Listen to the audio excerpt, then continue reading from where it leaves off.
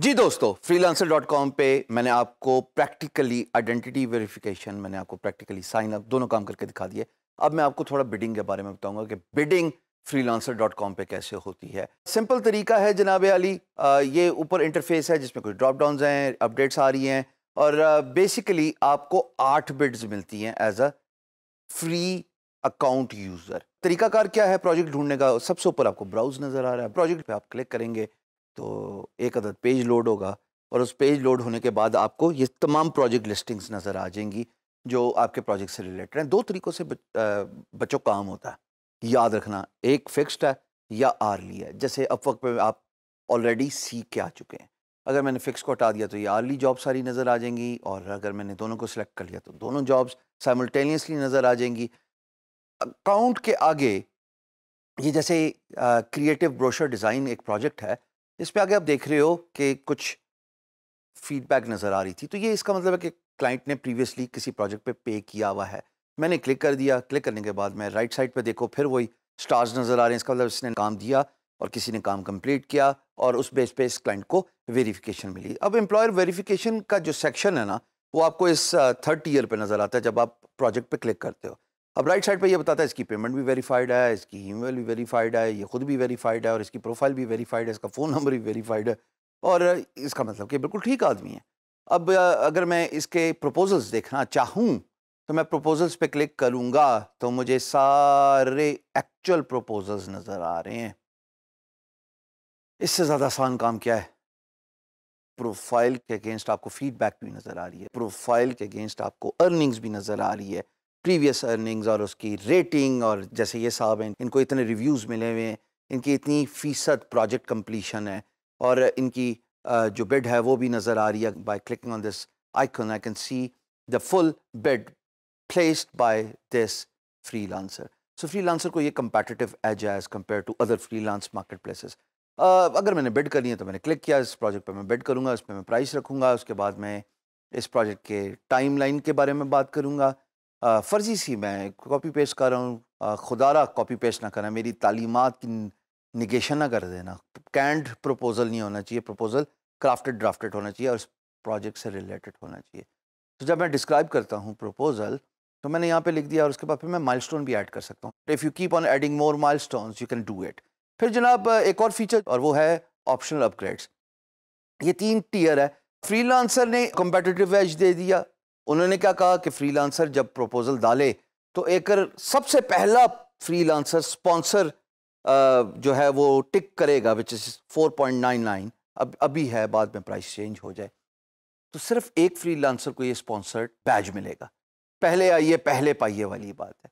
उसके बाद नीचे 2 प्राइसेज़ हैं वो आपको नज़र आ रही हैं, सील्ड और हाइलाइट। सील्ड का मतलब है कि भाई आप चाहते हैं ना कि मैं जब होमवर्क कर रहा हूँ या जब मैं पेपर अटेम्प्ट कर रहा हूँ तो साथ वाला मेरा पर्चा कॉपी ना करे।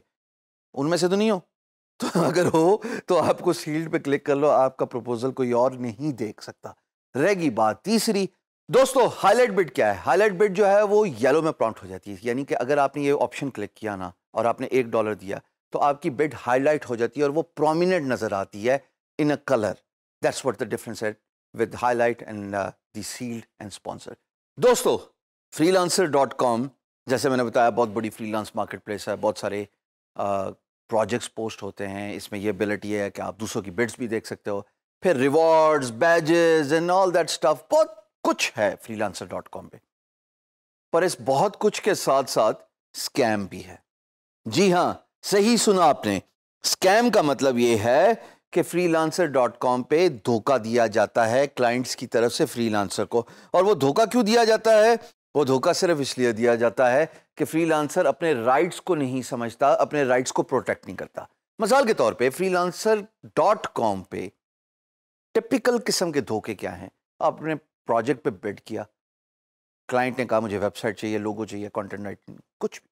उसके बाद जब वो पीएमबी खोलता है तो वो कहता है यार मुझे पूरा का पूरा मॉकअप विदाउट वाटरमार्क दे दो, 1000 वर्ड्स का आर्टिकल लिख के दे दो एज अ सैंपल। बंदा पूछे ये सैंपल होता? मैं एक सॉफ्टवेयर बेचूंगा, वो सॉफ्टवेयर आपकी स्क्रीन ट्रैकिंग करेगा, माउस क्लिक, कीबोर्ड पंचेस, या फिर आप मुझे इतने पैसे दें तो मैं आपको अगली इंफॉर्मेशन दूंगा और अवार्ड कर दूंगा। ये सारे freelancer.com के स्कैम और इस तरह के बहुत सारे हैं। इनको अवॉइड करने के लिए आज मैं आपको जो नुस्खा बताना चाहता हूं, ये पल्ले बांध लीजिए, लिख लीजिए, स्क्रीन पे नोट लगा लीजिए, ताकि और कोई मासूम पाकिस्तानी freelancer.com के स्कैम में ना फंसे। और वो नुस्खा क्या है कि ज़ूरे वाला जब भी प्रोजेक्ट आपको अवार्ड होता है पीएमबी के बाद, अव्वल तो आप अपना प्रोटेक्ट कीजिए इंटरेस्ट को कि जनाब मैं क्यों फुल मौक़अप दूं, थोड़ा सा मौक़अप लो, तुमने मेरी एबिलिटी देखनी है कि पूरा काम चाहिए तुम्हें। पर अगर आपको प्रोजेक्ट अवार्ड होता है तो सबसे पहले माइलस्टोन क्रिएट करेंगे पेमेंट का। इसका मतलब ये होता है कि क्लाइंट को जबरन freelancer.com पैसे एस्क्रो में डालने के लिए इन्फोर्स करेगा। इन्फोर्स कैसे करेगा?